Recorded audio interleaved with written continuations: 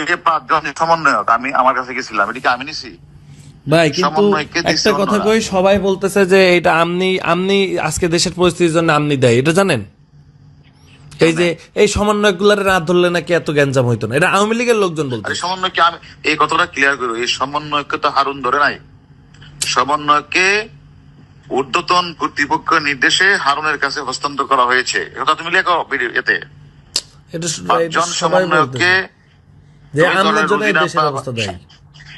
হ্যাঁ, আমি কি করলাম? ওই যে আমনার জন্য এই দেশে আজকে সমন্বয়করা এই যে আমি না ধরলে এগুলা করতো না, তাই বলতেছে। আরে গাদা, এই সমন্বয়কে তো আমি ধরার সমন্বয়কে আমি ধরলাম, ধরার পরে কি এনে কমিশনার, আইজি, সচিব, সরকার, প্রধানমন্ত্রী ছিল না? তা তো ছিল, সবাই তো জানতো না, জানতো তো অবশ্যই। তাহলে এই কথাটা আমাকে বলতেছো কেন? আমি বলতেছি, প্রধানমন্ত্রী বলতেছে। না না, তুমি গ্যারান্টি লিখে দিও এই সমন্বয়কে, মানে স্বরাষ্ট্রমন্ত্রী, লেখা এগুলি স্বরাষ্ট্রমন্ত্রী, সচিব, আইজি, এসবি চিফ সহ অন্যান্যরা, এবার লিখে দিও অন্যান্যরা সম্মিলিত সিদ্ধান্ত ক্রমে তাদেরকে ডিবির কাছে হস্তান্তর করা হয়েছে সেফটির জন্য। শোনো, আমি হারুন যদি একবার চট দিতাম তো ডিবির হারুন আমাদেরকে পিটাইছে। আমি এদের সাথে ভালো ব্যবহার করছি, ওদের বাপ মাকে ডেকে না আমার লোক ভাত খাওয়াইছি, ওদের না ভাত খাওয়াইছি, ওদের বাপ মাকে ভাত খাওয়াইছি। অর্থাৎ মানুষ আশ্বস্ত হওয়ার জন্য, দেখো ডিবির হারুন কত ভালো বিহেভ করতেছে, এটার জন্য, আর কিছু না। আমার উদ্দেশ্য তো এটা ছিল, যে আদেশটা দিছে আদেশটা পালন করছে। এবং কখনো কি 5 জন একবার বলছে বলো না যে গায়ে হাত দিছে, এটা বলে মারছে করে যাচ্ছে? কখনো কি নুরু বলছে হারুন মারছে? না, এটা প্রশ্নই আসে না। তুমি তো আমার চিনো। কয় কি যে হ্যাঁ আমার টাকা মারছে, আমি এখন এটা লই হেরে আমি এখন ধরমু। আমি যে আপনি ধরেন, যান, অসুবিধা নেই।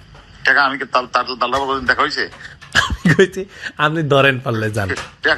টাকা নিলে তোমার দিয়ে দেয়, তোমার কাছে দিছে, তাই না? আমার বালের লোক দেখা হয়েছে, আমার আল্লাহ বেটা আমার কাছে দিছে, আমি তো নিয়ে আপনার দিছি। সেটা তো অন্য বিষয়ের কথা, ওর লোক আমার কোনো কথা হয়েছে না, ওর সাথে কথা একটা কথা মনে রাখো, আমি তো বাংলাদেশি আছি, তাই না? গোলাম মোল্লা রনি বলছে না যে হারুনের বাপের ক্ষমতা আছে এই 5টা ছেলেকে নিয়ে আসা। তোমার প্রতি আমার বিনীত অনুরোধ, তুমি তো অনেক জায়গায় কথা বলো, যে কথাগুলি হইলে এগুলি বললো, একটু পয়েন্ট দিও, ঠিক আছে? পারলে ঠিক আছে। আচ্ছা না, আমি তো তোমার ওই যে বাসায় ছিলাম, উত্তর বাসায় ছিলাম।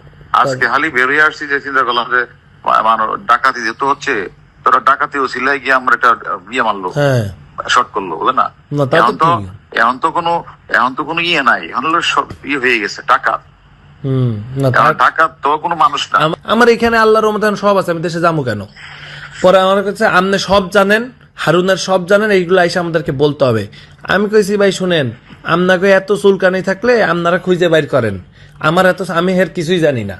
না, আপনি এর লগে ঘুরছেন, আপনি এখন পোল্ট্রি মারতে কেন? আপনারা তো এ শেষ করে দিছে, তাহলে আপনি কেন এগুলা ইয়ে করতেছেন?